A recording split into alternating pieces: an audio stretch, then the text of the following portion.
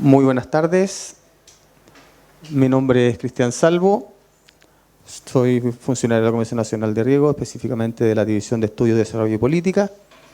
Y lo que vamos a ver ahora es la gestión de la calidad de agua desde la perspectiva de las organizaciones de usuarios.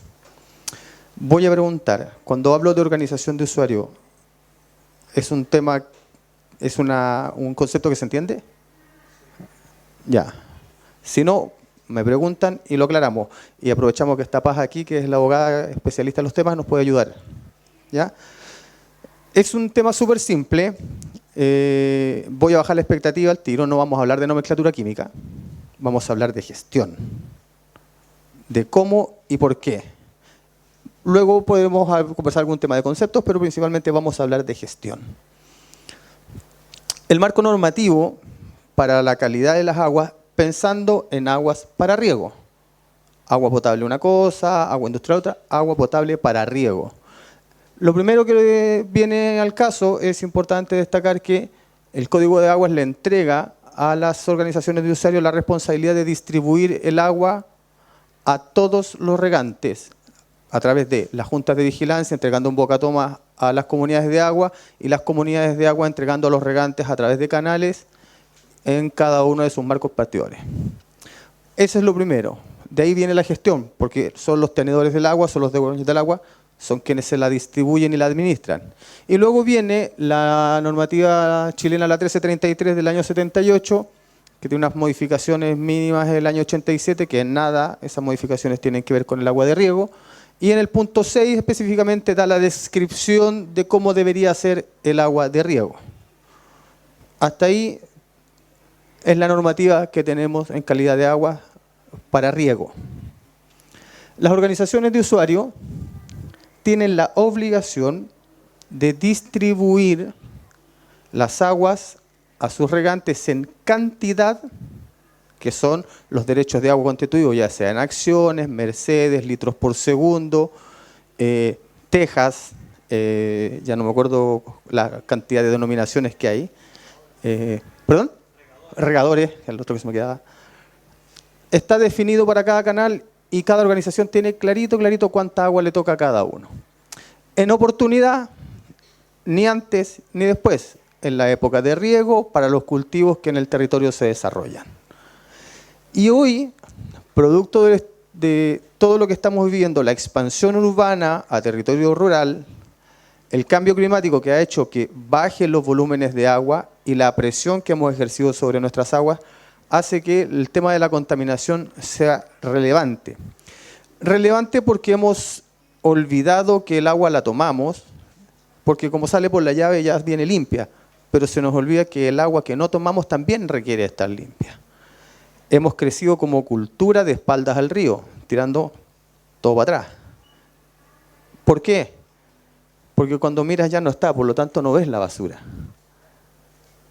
Cuando tú preguntas por qué lo botaste al río, es que se lo llevó, po. Ya no lo veo. Y como lo dejé de ver, ya no es basura mía. Ya no es mío. Ahora es comunitario. Ahora es para todo. Entonces, esos conceptos tan básicos que parecieran que no deberían estar, están. Y aquí vamos a ver razones y fondos.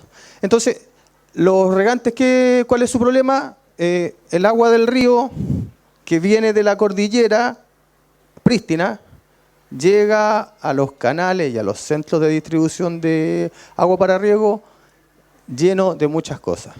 Desde la botella plástica, el envase de yogur, el refrigerador, el perro muerto, la vaca, todo aquello que nunca venía en el río, te lo encuentras justo a la entrada de las tomas de riego. Entonces, las juntas de vigilancia, las asociaciones de canalistas o las comunidades de agua, ya sean superficiales o subterráneas, se ven en la obligación de empezar a gestionar una temática que no estaba contemplada en su accionar. Ellos recibían el agua y la distribuían. ¿En qué época? En la época de riego. Se preparaba, limpiaban canales. Y hoy día tienen que sumar a esa gestión la gestión de la calidad del agua porque hemos ensuciado todo lo que está a nuestro alrededor. Partamos por la Junta de Vigilancia, que es la parte más alta en esta dinámica de distribución de agua. Las juntas de vigilancia tienen su jurisdicción sobre los cauces naturales y deben entregar la cantidad de agua que requiere cada boca toma, que es la suma de las acciones o de los derechos de agua constituidos de cada uno de los usuarios. Cada usuario dice que tiene una cantidad X, la sumatoria dice que son 2 cubos, la Junta de Vigilancia tiene la obligación de entregar 2 cubos a ese canal. Eso está por ley, eso está escrito, usted si quiere se vende, compra, se transfiere, lleva, trae, pero al final del día hay una cantidad que entregar y eso lo hace la Junta de Vigilancia. Ese es el primer punto de control, porque la Junta de Vigilancia entrega el agua desde el río, donde viene limpia. O eso creemos. Por lo general y en condiciones normales, esa agua viene limpia, salvo algún tema muy puntual, como por ejemplo que a alguien se le derramen 1100 litros de petróleo y tenga una ciudad completa sin agua 15 días. Eso es un acto de contaminación involuntario, pero está ahí. Ese río antes de eso no tenía problemas de contaminación y la generalidad de los ríos no lo tiene. Por eso digo, cumplen con la norma de riego, salvo excepciones. ¿Cuál es el principal conflicto que tienen la Junta de Vigilancia? Los pequeños basurales en la bolsita, el no sé qué, y luego se convierten en verdaderos vertederos. Es ahí donde tenemos grandes problemas porque eso después entran por las bocatomas de los canales y empieza a repartirse esa basura. ¿Por qué es ese el máximo de los problemas? Porque el decreto 90 del año 2001 establece la norma de emisiones para regulación de contaminantes asociados a descarga de residuos líquidos a aguas marinas y continentales superficiales.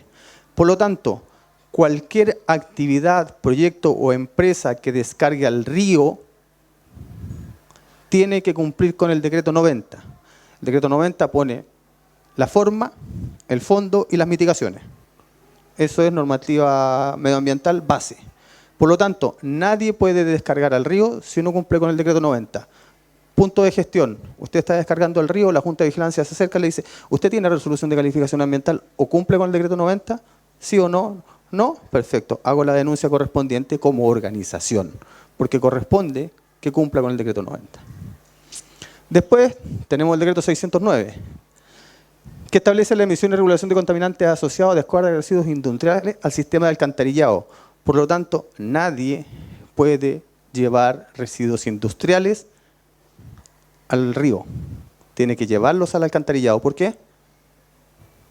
Porque Aguas Andinas tiene la obligación de tomarlos y hacer tratamiento de aguas y luego te devuelve las aguas depuradas al río. Si alguien o alguna empresa lleva sus riles, que son los residuos industriales líquidos, no está cumpliendo con el 609. Misión de la Junta de Vigilancia, identificar dónde, quién, cómo y por qué, si no está cumpliendo o está cumpliendo. Solo gestión, hasta ahora. ¿Me ibas a preguntar? ¿La fiscalización corresponde a la Junta de Vigilancia o a la CNR? Junta de Vigilancia. Es súper importante ir a lo que nos planteaba Paz. El derecho de agua le pertenece a usted como regante, como tenedor. Usted es el dueño de él, usted lo administra, tiene uso y goce. Lo puede transferir, vender, arrendar, usufructuar. Todas las actividades de comercio. Es un bien mueble, tal cual una casa. Por lo tanto, usted lo administra. ¿Y qué hace para administrarlo? Se organiza con todos los tenedores de agua y genera la autorregulación. De ahí es el primer contacto con la autoridad, a través de su organización. Todos sabemos que el Estado no tiene la capacidad de ver todos los ojos. No está en todos lados. Pero el Estado somos todos al final del día y tú tienes una responsabilidad ciudadana para hacer ese control. Por lo tanto, puedes hacer la denuncia, pero tu denuncia individual generalmente no tiene el peso que tiene la denuncia de la organización.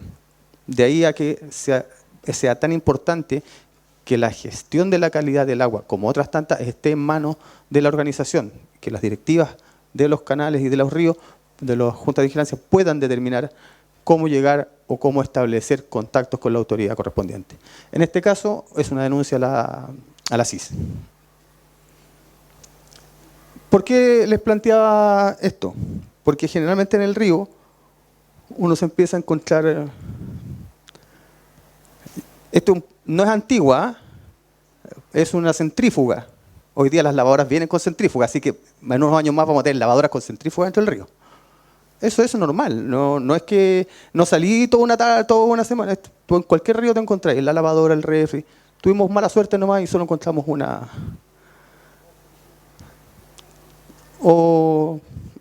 Esto le suena conocido, ¿no? Es parte del efecto antrópico en nuestros ríos y que luego va al agua de cultivos, que son los mismos cultivos que nos comemos. Después tiene las asociaciones de canalistas o comunidades de agua, que son los que están Pozo Riego, de la compuerta o de la boca toma hacia adentro. ¿Cuál es la jurisdicción? Son cauces artificiales, pues los canales no son de carácter natural, y deben entregar y asegurar la entrega de las aguas a todos los regantes en función de los derechos de agua que tiene, tanto puede ser en su marco partidor o en la compuerta base. Aquí está el segundo punto de control. Este tipo de organización tiene la obligación de controlar principalmente esta agua que entrega. ¿Dónde está el problema máximo? Antes los canales no estaban en la ciudad. Generalmente los canales pasaban lejos de la ciudad. Y resulta que ahora la ciudad no quiere los canales porque le molestan. La verdad es que el que estaba primero y tiene hartos años más seguramente es el canal. Empezaron a construir súper apegaditos. Entonces la gente por la pandereta, los puentes o los atraviesos de todos los canales son un mamotreto de basura, de lo que puedan imaginarse. Si bien es cierto, no es contaminante como tal, porque al final del día no nos enfermamos ni nos pasa nada, por eso estamos tranquilos, cuando se sale el canal porque ya se no da más, se van las denuncias en contra de la organización de usuarios que no hizo la mantención del canal. Les tengo que decir que el artículo 92 del Código de Agua dice que eso es de responsabilidad municipal. Son los municipios los que tienen que asegurar que en las zonas urbanas los canales estén limpios. No lo puse ahí, pero es un dato... No, urbano. Sí, generalmente. La idea no es que vayan a la municipalidad y se agarren con el alcalde, sino que al final haya un proceso de cooperación y de gestión, y decir que el municipio también se haga parte de, por lo menos, que no construya tan cerca de los canales. El uso de los canales como abrevadero de animales. Eso está estipulado y contemplado en el Código de Agua, es parte de la cultura ganadera. Los animales se abrevan en el canal, pero así como abrevan en el canal, defecan en el canal. Y ustedes me podrán decir, sí, es materia orgánica. Sí, pero cuando queda encima la lechuga no es tanta materia orgánica en realidad. Es una fibra un poco no muy agradable. Entonces, se puede, está permitido, está avalado legalmente. Pero si se puede hacer una gestión para que eso no pase, es importante. Lavado de implementos de aplicación de pesticidas dentro de los canales. Hasta hace un tiempo era común, hoy día ya no tanto. A través del SAC se han hecho muchos temas de capacitación respecto a la aplicación de agroquímicos, y esta es una práctica que ya no, que es muy poco vista y que cuando se ve todo el mundo se escandaliza y denuncia y genera el conflicto. Y ahí la responsabilidad ciudadana se expresa, porque eso es veneno puro, pero sigue existiendo. Al igual que en lo anterior, si alguien quiere descargar residuos, aguas al canal, tiene que cumplir con el 90, y si quiere descargar residuos, tiene que cumplir con el 609. ¿Cuál es el approach? Es que ahí la organización se puede negar, porque el canal no es natural, es un cauce artificial. Normalmente, nadie le pregunta a la organización, nadie le pregunta a los canalistas, lo hacen nomás. Y la autoridad, generalmente, y ahí asumo responsabilidades, no contempla a las organizaciones de usuarios como interlocutor válido, porque las organizaciones de usuarios tampoco se validan. Entonces hay una ambivalencia aquí y que es súper necesario relevar. las organizaciones de usuario como tal tienen una tremenda tarea de relevar su espacio y el espacio en agricultura. ¿Por qué lo digo? Porque no es anormal que una vaca ande dentro de un canal. Por lo menos esa está en Papco, tiene el crotal amarillo. Eso es una subida de canal. Lo había conversado. Y esto, yo sé que se ve bonita la casa, tiene buena... Pero no se veía. Muy bonita la casa, pero está descargando sus aguas sucias. Eso tiene dos problemas. Uno, el espacio que ustedes ven aquí es servidumbre de paso, por lo tanto, es obligatorio, eso está estipulado en el Código de Aguas, por lo tanto, para romper ahí, debió haber solicitado la autorización a la organización de usuarios. Y para descargar ahí también, estoy seguro que nadie en su sano juicio le da ese permiso. Eso es mucho más común de lo que ustedes se pueden imaginar. Y a mayor casa, más grande el tubo. Y eso no estamos hablando de un campamento, no estamos hablando de... Estamos hablando de casas. De bien. Artificial. Y la casa descarga. ¿Por qué hay un cauce artificial al lado de una casa? Seguramente eso es un desagüe. Cuando después de regar, las aguas van a zonas de desagüe y vuelven a alguna parte del río. O se traspasan un estero o van a otro canal. O sea, no es que, piénsalo así, las aguas salen del río, van a los canales, riegan, y el agua que sobra, ¿para dónde va? Va a zonas de desagüe que vuelven a los esteros más cercanos, a canales siguientes o al río. Esa es una sequía de desagüe, está evitando la inundación. Y él está aprovechando la instancia de evacuar. Eso no se puede. Eso está completamente prohibido. Ahora, dicen que el presidente del canal. No, mentira. Eso es especulación mía nomás. Las comunidades de aguas subterráneas, llamadas CASUB,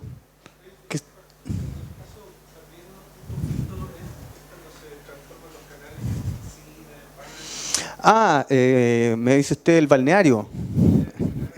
Sí, es común que... Pero eso afecta más que... Claro, porque te dejan mucha basura y todo. Pero lo que pasa es que afecta a la distribución del agua, porque lo que hacen los tipos es bajar las compuertas para generar profundidad. Ahí el celador o el aguatero, que es el encargado de verificar que las aguas corran y se distribuyan, es el que tiene la obligación de generar de evitar ese tema. A veces no lo evita y cobra entrada. No, mentira. Pero se genera esa... Entonces los canales, yo soy del campo y cuando chicos nos bañamos en los canales, era normal. Hoy día no lo haría, ni aceptaría que mi hijo lo hiciera. No, los canales de antes, no, el agua que corría antes por los canales no tenía todo el sedimento que tiene hoy día. Las comunidades de agua subterránea tienen una jurisdicción en los acuíferos subterráneos determinados por la DGA o en las zonas de prohibición de la DGA. ¿Qué significa? La DGA, a través de información base, dice aquí el agua que hemos entregado es la que existe, por lo tanto no puedo generar más derechos o no puedo transferir o entregar más agua. Por lo tanto, la piscina, que conocemos como acuífero, está otorgada ya a todos los regantes, por lo tanto se cierra. No se va a entregar más ahí. ¿Qué es lo que pasa hoy día prácticamente en todo? La metropolitana completa ya no está cerrada. ¿Qué pasa? Esa organización de usuarios tiene la obligación de formarse y administrar esas aguas subterráneas. Una tarea un poco más difícil que las superficiales, porque como no veo el agua, tampoco veo, como el pozo está en su casa, tengo pocas probabilidades de saber cuánto saca, si el tipo tiene asignado 20, si saca 30, si lo saca todo junto, si lo saca de poco. Pero necesitamos que se haga una regulación para extracción, pero desde el punto de vista de la gestión de la calidad del agua es más difícil. Porque se supone y se entiende que debería ser el agua más limpia. Y puede que lo sea, pero hoy día, producto del exceso de utilización de fertilizantes, te podía encontrar con altas concentraciones de fosfatos y nitratos, principalmente. ¿Cómo puedes determinar eso si no estás organizado? La organización puede generar estudios y tomar muestras y todo, pero si no, generalmente en el campo hay un APR y el APR tiene información mensual que es la que tiene que entregar a la CIS para validarse. Es una fuente de información que uno esperaría que la compartieran con la comunidad para que todos manejen la misma información. Por lo que les planteaba recién, generalmente la duda es si el agua que estamos tomando del pozo corresponde a agua de calidad y si la que estamos usando es agua de calidad para riego. Los pozos generalmente, salvo excepciones, tienen una calidad asegurada para riego. Y aquí se establece a través de la normativa, el decreto 46, establece la norma de emisión de residuos líquidos a aguas subterráneas. O sea, si usted quiere inyectar agua, sus desechos del proceso, tiene que cumplir con esta normativa, que te permitiría tener la tranquilidad de que si está cumpliendo, no debería haber problemas para agricultura. Insisto, para agricultura. ¿Me ibas a preguntar? Ya. Hasta aquí vamos bien, ¿cierto?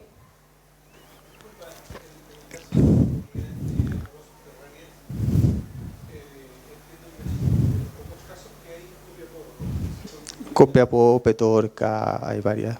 ¿Sí? Sí. Hoy día hay constitución de organizaciones de usuarios de aguas subterráneas, las denominadas CASUB, y sigue el proceso. Es una necesidad entendiendo la escasez. ¿No? Hasta aquí vamos bien, se entiende la lógica de bajar desde la cordillera al río, del río a los canales, de los canales al predio. Costo cero. No hemos hablado de plata hasta ahora, nada. No, la organización no requiere invertir mucho más que las horas que están consideradas o contempladas para el dirigente, o quizás contratar a un profesional dependiendo del nivel de organización.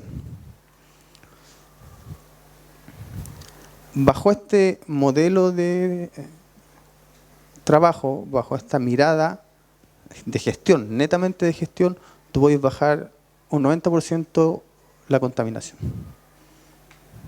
Hasta un 90%. Si lográis sacar las letrinas del canal, si lográis sacar los animales del canal, si consigues que nadie tire basura en el canal, el agua que entra por el río y llega a los canales debería ser de la misma calidad. A lo más podría tener sedimento,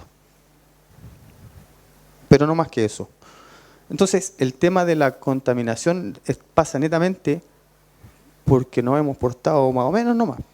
Entonces, hay que restablecer ese respeto por el agua y por nosotros mismos. Con este nivel de control solo te queda el control interno. Una vez que entra a tu predio, tú sabes que el agua está limpia, pero no necesariamente se mantiene así. ¿Por qué? Porque las soluciones intraprediales van a depender específicamente del tipo de contaminante y las consecuencias económicas que pueda tener. Me explico. La norma dice que para cloruros usted puede tener hasta 200 ppm o miligramos por litro en el agua. Hasta 200. Si usted tiene 199, cumple y nadie debería decirle nada porque produce con esa agua. Si tiene 201, tiene que ponerse en campaña de ver cómo mejora la situación. Pero eso es para cuando produce maíz, para cuando produce trigo, para cuando produce cítrico. Pero los paltos no soportan más del 40 ppm. Por lo tanto, usted está cumpliendo con la norma. El agua que usted distribuye tiene los 200 mínimos, máximos permitidos. Pero el palto como especie productiva no soporta más de 40. ¿Usted cumple con la norma? Sí, cumple con la norma. ¿Pero productivamente es tan eficiente? No necesariamente. Dependerá mucho el tipo de contaminante y la afectación que eso le provoque. Por eso, el último punto de control es intrapredial. Ahí usted, cuando decide el tipo de cultivo que va a mantener, decide el nivel de producción que estima, podrá ver qué afecta y por qué no tiene los máximos rindes establecidos o considerados para la especie que define. Las exportaciones requieren cumplir con certificaciones internacionales, EuroCap, HCP, BPA y otras tantas, dependerá del tipo de cultivo, pero generalmente se cumplen. Los temas pasan por la contaminación de la productividad con coliformes. Generalmente donde más problemas tenemos es con coliformes y es porque hay mucha descarga no autorizada, como la que ustedes acaban de ver, en los canales, directamente en los canales o directamente al río. Uno de los problemas mayores que hemos logrado detectar es que hay complejos habitacionales que se construyen con plantas de tratamiento de agua. Entonces estas 80, 90, 100 casas tienen una planta de tratamiento de agua que el día que la constructora te la entrega las casas, todos están muy felices, tienen una planta de tratamiento de agua que después nadie administra. Por lo tanto, la planta está ahí, no funciona y las descargas domiciliarias pasan, saludan la planta y se van al canal. ¿Cumple con el decreto 90? Sí, porque tiene una planta de tratamiento de aguas que dice que va, pero la planta no la opera nadie, porque una vez que se fue a la constructora, es uno de los puntos más complejos que hay y que es la gestión que tiene que hacer la organización de usuarios con la municipalidad, porque al final del día ellos autorizaron la construcción con este tipo. Pareciera que no, pero es un problema. Una planta de tratamiento que no funciona no es una planta de tratamiento, no está tratando nada. Y si bien la tecnificación es un avance en eficiencia, la mantención de los equipos es donde nos estamos cayendo.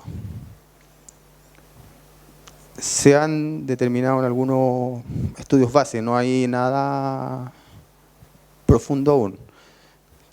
Tú tienes 700 coliformes por 100 ml. La norma dice que máximo son 1000 en 100 ml. Si tienes 700 cumples con la norma y no pasa nada, sigues regando.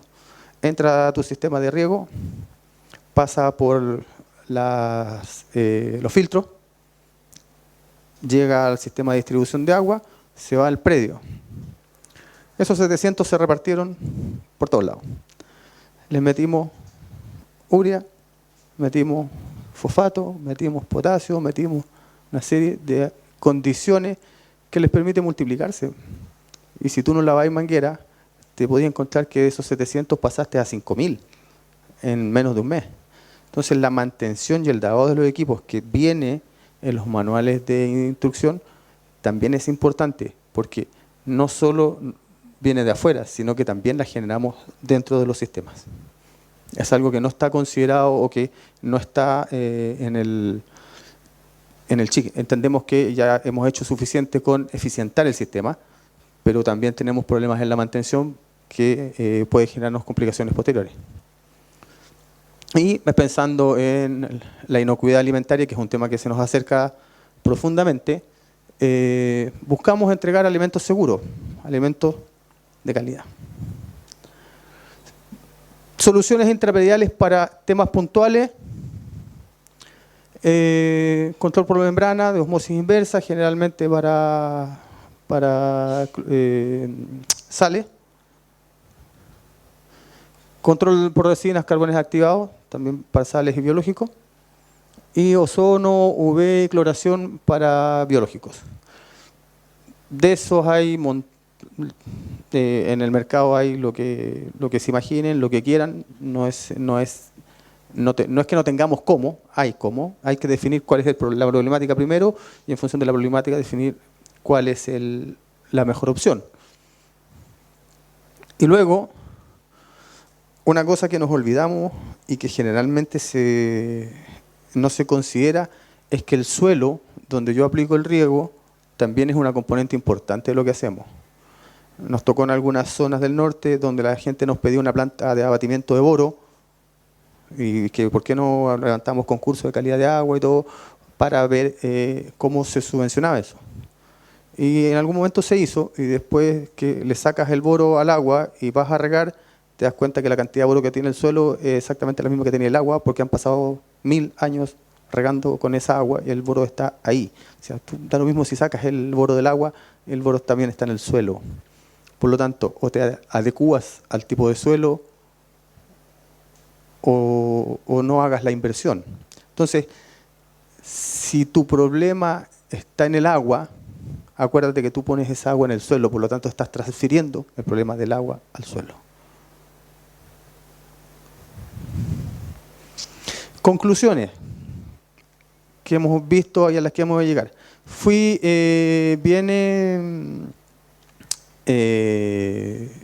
En realidad no fui, me abusé del manual de la FIPA y tomé los mismos colores.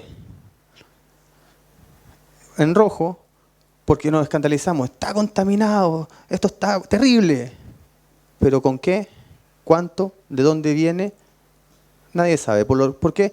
Porque a pesar de que tenemos la preocupación, no nos hemos ocupado. No hay datos estadísticos, no hay seguimiento, no hay nada. Tú vas a cualquier cuenca y preguntas, ¿y los últimos 5 años cómo andan de boro? ¿Cómo andan de coliformes? Mire, hace como 10 años vino la DGA, hizo un estudio y ese es el que tenemos. El estudio es la foto del momento. ¿Pero qué pasó en ese tiempo después? ¿Cómo tomo una decisión? ¿Cómo digo que estoy con contaminación si solo tengo un informe hecho un año que tomó 3 muestras en 3 lugares distintos cada vez? Si existen elementos que se escapan a la norma, no significa que estamos contaminados. Significa que tenemos elementos que escapan a la norma. Si eso es reiterativo en el tiempo, sí estamos contaminados. Y si es puntual, es más fácil porque puedes identificar de dónde viene. ¿Qué industria está incumpliendo el 46, 69, 609 o 90? ¿Es una voz de alerta? Claro que es una voz de alerta, pero no es para volverse loco. Las situaciones puntuales en ausencia de información histórica no permite decir esto está contaminado. No te puedes conformar con eso. Estudios particulares del momento terminan diciéndote que en ese momento encontraron tal cosa. Si eso no se repite en el tiempo, si no se mantiene el manejo de información o la generación de información, la verdad es que siempre vas a tener el rojo siempre va a estar ahí. Creo que, pienso que, siento, pero no tengo ninguna certeza. Las organizaciones de usuario, producto de todo lo anterior, no tienen contemplado dentro de sus presupuestos anuales el ítem calidad de agua. Pero después requieren de los certificados mínimos que te piden las exportadoras para sacar la fruta. ¿Dónde están los certificados de calidad de agua? Si se organizaran y estuvieran ese tipo de manejo permanente, podrían certificarse o tener certificación mucho más ágil y rápida. Y con seguridad, porque al final oye, puede que no pase y si me sale malo y me quede con la fruta.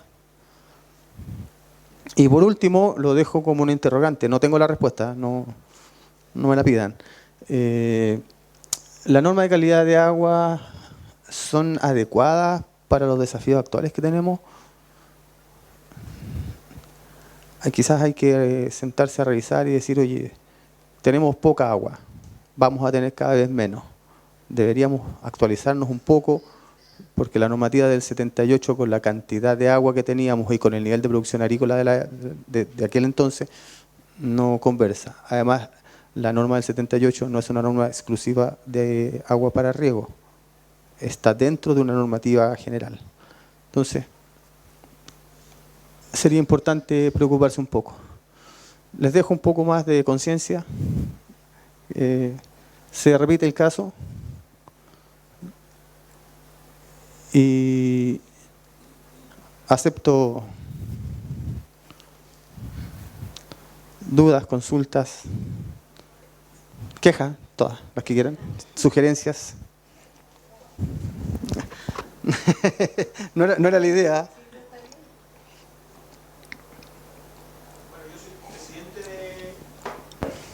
Presidente de una comunidad de agua. Con usted quería hablar. En San Felipe. ¿Dónde? En San Felipe, en la primera sección del río Aconcagua, canal Montenegro. Ya. Y es un canal que además convive con la zona urbana. nuestro canal ya tiene una parte que está dentro de la zona urbana y de hecho tierras que no se están ni siquiera ocupando los derechos en algún sector ya son poblaciones. Bueno, y hay un problema súper recurrente, el artículo 92 es discusión en reiteradas reuniones con la municipalidad, que argumentan ahí una interpretación, porque dice el artículo que les tocará concurrir. Y ese tocará concurrir, la interpretación siempre antojadiza es como si es una cooperación, si es que es solo cuando se produce un aniego o contempla la mantención. Es siempre un dilema. Eso en la parte urbana. Y en la parte rural, bueno, siempre existe por ahí la sospecha de que alguien pueda estar vertiendo algún líquido, algún ¿cómo se llama? Desecho de algo, pero la verdad que es difícil de fiscalizar y de probar también. Entonces, no se hace. Un poco pregunta que tal vez la abogada también puede ayudar a responder. En el tema de los concursos, ¿se pueden postular procedimientos de monitoreo? Hay un concurso al año de temas de calidad de aguas, pero generalmente son proyectos intraprediales para soluciones puntuales. Desde la división de estudios nosotros hemos levantado algunos temas de programas de calidad de aguas, muy parecido, lo que yo acabo de plantear es un proceso que estamos trabajando o se ha trabajado con Biobío Negrete, que se ha trabajado también en Longaví, que pretendemos ir subiendo hacia la séptima, pero depende de la voluntad de los canalistas, porque cuando tú le dices vamos a trabajar en el tema de calidad de agua, empieza así, oh, plata, necesitamos más plata, la gente no paga las cuotas, y te acabo de mostrar que no hicimos ningún análisis hasta el 90%, entonces esto más que plata requiere un poco más de gestión y quizás la inversión no vaya por el lado de puntual, sino que por el lado de la gestión profesional, profesionalizar un poco más las organizaciones, teniendo un profesional que se haga cargo derechamente de temas que les sean importantes. Este podría ser uno, puede que no lo consideren y les interese más los temas de obras civiles, pero aquí hay un tema que van a tener que relevar en algún minuto. ¿Ya? No sé si la vas a ir complementar. Con respecto a las comunidades, siempre se pueden presentar las comunidades que estén inscritas o en vías de constitución en todos los concursos de la ley.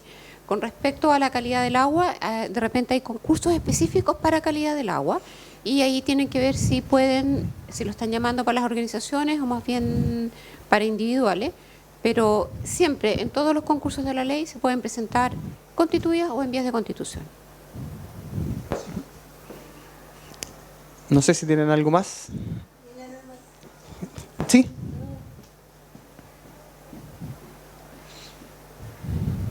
Una consulta.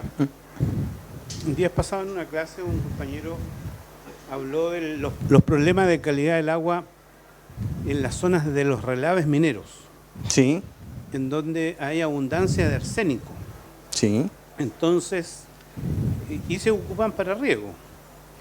Y por lo tanto había un gran peligro potencial en las certificadoras de calidad y las exigencias del mercado europeo o norteamericano, o sea, internacional, que es la que condiciona y pone las normas a los productores frutícolas en Chile, por lo demás. O sea, el que compra pone esa es la lógica, el criterio. Y esa ha sido la lógica, digamos, de la evolución de toda la industria frutícola.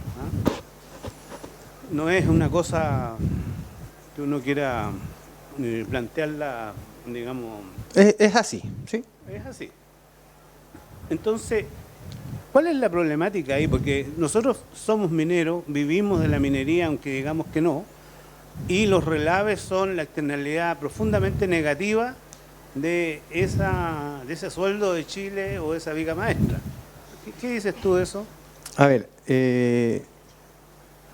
me ponen un problema. No. Esto tiene que tener una visión más amplia. Cuando tú te sientas, y esto pasa principalmente con la agricultura, cuando tú te sientas a hablar con los regantes y los agricultores en general y las organizaciones de usuarios, han sido los usuarios del agua desde siempre, por lo tanto no reconocen o les cuesta mucho entender que hay otros entes productivos que también requieren de agua. la minería, la industria, la sanitaria, los temas recreacionales, y que hay que, o se aprende a convivir, o este barco se hunde y nos hundimos todos. Si aquí, el sano equilibrio es lo que tenemos que buscar. Sabemos que la minería genera externalidades que no quisiéramos, y de ahí que mi pregunta vaya también es si la normativa que tenemos es lo suficientemente fuerte para sostener el proceso de producción agrícola. Porque claro, si sobrepasáis la norma de arsénico, no debería ser agua para riego. Pero si estáis en el límite de los últimos 40 años, algo afectará. Algo debe afectar. Pero como vuelvo a lo que conversábamos en parte de las conclusiones, no hay datos históricos relevantes que uno pueda utilizar para decir si tenemos un problema. Y en eso hemos sido culpables todos de no sentarnos a decir cómo hago la mirada hacia el futuro, porque al final estamos viendo el tema súper inmediato y creo que esto es una mirada de muy largo plazo. Respecto exclusivamente de las afecciones mineras, yo creo que ahí la minería nos lleva una ventaja porque se han preocupado de ir haciendo una gran inversión en mejoras. No son todas las que quisiéramos, es verdad, pero sí han hecho un gran avance y han bajado la presión sobre los sistemas, pero claro, en algunas zonas todavía es insuficiente.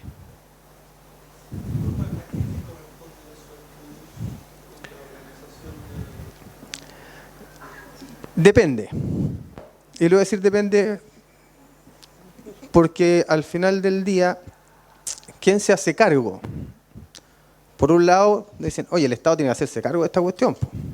El Estado genera la normativa para que se cumpla. Desde ese punto de vista ya estaría cubierto. La pregunta es, ¿de quién es el agua? ¿Quién tiene que hacerse cargo de administrar sus bienes? Que es algo que creo que los planteé también en esta presentación. Yo creo que es un trabajo conjunto, que tenemos la obligación de hacer. Pero, como todavía no es tan complicada la cuestión, si un par de botellas las sacamos del canal y no pasa nada. La contaminación química, básicamente... Sí, y ahí yo tengo que... Ahí yo doy un paso atrás. Ahí yo doy un paso atrás porque si la minera tiene una resolución de calificación ambiental que dice que puede hacer esto, esto, esto y esto, y no puede hacer esto, esto, esto y esto, y cuando la fiscalizan hace lo que tiene que hacer y no hace lo que no tiene que hacer, no hay nada más que hacer. Por eso te decía que al final la normativa que está entregada es la que hemos aceptado. ¿Mm?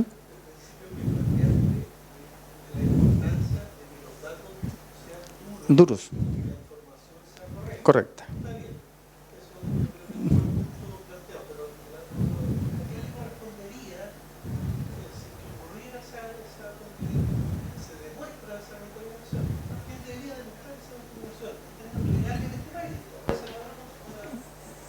Lo que pasa es que un poco lo que señalaba Cristian, el agua es de quien la tiene y quien la debe contaminar. Por ejemplo, en el caso de las sanitarias. Las sanitarias tienen la obligación de mantener una determinada cuota de agua y esa agua ser tratada. Hoy en día están obligadas y deben ser tratadas y entregadas. Ahora, ¿qué pasa con respecto, por ejemplo, a las minerías? Las minerías van a ver su resolución ambiental. Hoy en día cada día está más exigente la resolución ambiental y hoy en día cada vez que ellas quieren hacer una ampliación, porque antes no existía esta obligación de evaluarse por el Ministerio de Medio Ambiente. Hoy en día cada vez que tienen que hacer una ampliación o se les va renovando, tienen que ajustar su normativa a lo que señala hoy día la ley. Ahora, ¿qué es lo que pasa? Que siempre va a quedar un vacío. Ahora, ese vacío yo creo que sí les correspondería, por ejemplo, a la organización o a la comunidad de agua, decir, ¿cómo me está entregando mis aguas? Porque si yo como comunidad de agua estoy entregando riego, yo debería de tener un ítem de evaluar a lo mejor esa cantidad de agua y entre todos los comuneros, evaluar que esa agua se esté regando mi predio, que tengo distintas producciones, porque después también me va a tocar a mí. Entonces, en algún minuto yo creo que las organizaciones sí deben de empezar a medir cómo están sus aguas para ver hacia quién me remito, como digo. Si yo puedo demostrar que el agua que estoy recibiendo no está en la calidad que me exige la norma, y tengo claro cuál es el contaminante que me afecta, tendré claro quién lo está produciendo. Ahora, eso tiene un costo elevado, porque requiere de una demanda judicial y procesos judiciales profundos. De ahí la importancia de que la organización esté organizada, empoderada y comprometida con el tema, que es lo más difícil de conseguir. Y siempre es divide y vencerás, y eso da muy buenos réditos. Sí. La DGA tiene, sí, junto con sus las estaciones de medición de caudales, tiene algunas estaciones de medición de calidad de agua, pero no es exclusiva de riego. Si tú revisas lo que informa la DGA, es un 20, un 25% de la que tú necesitas. Y generalmente no son datos actualizados. Entonces, no tenemos ahí un instrumento, ahí no hay un instrumento estatal que te pueda dar esa seguridad. Pero como los regantes son los que tienen la obligación, tú esperes que los regantes se organicen y hagan el... Hay una tierra de nadie, porque resulta que si lo ideal sería lo que tú dijiste, es muy importante que poder llevar un registro del agua de la calidad, y eso en realidad para los regantes y todo igual debe ser caro para los terrenos, porque por ejemplo nosotros en Tuncaví el problema de que no pudieron hacer nada contra la empresa porque no sabían cuál era el contaminante. ¿Cuál es el contaminante exacto? Y además que incluso los contaminantes que a lo mejor antes no existían, entonces no están en la normativa, como no están en la normativa, aunque fuera ultra contaminante, No tienes herramienta legal con la que aportar. no solo el regarte puntual, sino que debería ser para mi país, porque resulta que como tú evaluáis un agua y ves qué cosas tiene para saber si mejoró, empeoró, está dañando la salud. Las resoluciones de calificación ambiental hoy día te dan te entregan esos parámetros. Si no puede entregar esto con tal cantidad, y a veces las empresas se autoexigen. Dicen, ¿sabes qué? Si la norma dice 10, yo me voy a asegurar que no tenga 8. ¿Cachai? Pero eso es ahora. ¿Cachai? Si tú querés un tema histórico de hace 20, 25 años, no lo tienes. Hoy día estamos generando el... Hoy día que el Estado no sea empleado, que en el fondo se abrió un registro así como del clima, que Sí. en el fondo la calidad del agua. Y justamente que eso es una cosa actual que hay que Sí, hacer ahora. sí. Lo que pasa es que nunca, no. Hay muy poco, y lo poco que hay no te permite tomar decisiones. O yo personalmente no tomaría decisiones con esa información. ¿Ya? Y es porque no hemos tenido problemas, po. Si nosotros somos reactivos, no proactivos. Entonces, hasta que no tengamos el problema, lo de Puchuncaví responde a una acción reactiva, ¿no? Si hubiéramos sido proactivos, no hubiéramos tenido todo amontonado como está ahí. Quiero agradecerles la presencia, porque se nota que tienen preocupación por el tema, así que tampoco los quiero alarmar ni mucho menos, pero es hora de ir tomando un poco de responsabilidad respecto al tema. Muchas gracias.